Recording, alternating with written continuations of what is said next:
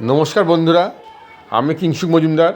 আজ আমি আপনাদের কাছে নিয়ে এসেছি লেখিকা শ্রীমতী অনিন্দিতা মুখার্জি সাহার রম্বস উপন্যাসটির পাঠ্যপ্রতিক্রিয়া। সোমশেখর দত্ত, দেবদীপ রায়, ইন্দ্রতনু লাহিড়ী ও শ্রীময়ী বিশ্বাস, এই চারজনের বন্ধুত্ব ইঞ্জিনিয়ারিং কলেজের প্রথম দিন থেকেই। দাদা শুভ্রর মৃত্যুর পর সোম তার বৌদি উপাসনা ও তার মেয়ে ইমলিকে নিজের কাছে এনে রাখে। সোমের সাথে স্ত্রীর একটা ভালো লাগা সম্পর্ক ছিল, কিন্তু সেটা উপাসনা সোমের বাড়িতে আসার পর থেকে আস্তে আস্তে নষ্ট হয়ে যায়। উপাসনা খুব শান্ত ভদ্র মেয়ে।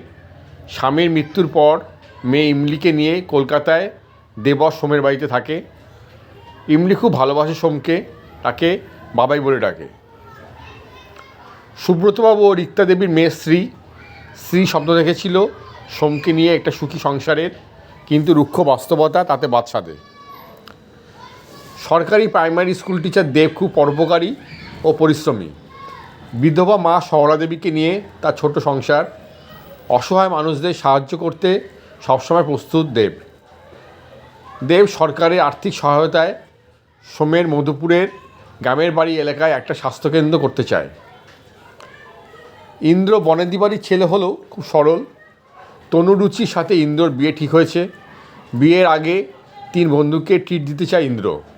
তারা মন্দারমণিতে গেল। সবাই চেয়েছিল সোম ও শ্রী সম্পর্কে যে ভাঙন ধরেছে সেটা ঠিক হয়ে যাবে। চেনা জিনিস আঘাত করলে বড় বেশি লাগে।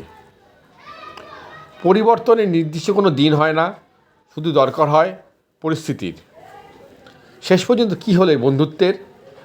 সোম, ইমলি, উপাসনা, শ্রী, দেব, ইন্দ্র, তনুরুচির মধ্যে বন্ধুত্ব ভালোবাসার কী সমীকরণ হলো শেষ পর্যন্ত? সোম, শ্রী, দেব ও ইন্দ্রকে নিয়ে গড়ে ওঠায় বন্ধুত্বের রম্বসে সবাই সবাইকে আঁকড়ে ধরে আছে। রয়েছে এক সীমাহীন ভালোবাসা। লেখিকা শ্রীমতী অনিন্দিতা মুখার্জি সাহাকে অসংখ্য ধন্যবাদ 4 বন্ধু সম্পর্কের সমীকরণকে এইভাবে উপস্থাপিত করার জন্য। গল্পের নামকরণ যথেষ্ট সার্থক, বা বলা যেতে পারে এর থেকে প্রাসঙ্গিক নামকরণ আর হতেই পারে না। বন্ধুরা, আজ এই পর্যন্তই। ভালো থাকবেন সবাই। আমি আগামীকাল আসবো আবার অন্য কোনো একটি বইয়ের পাঠ্যপ্রতিক্রিয়া নিয়ে। নমস্কার।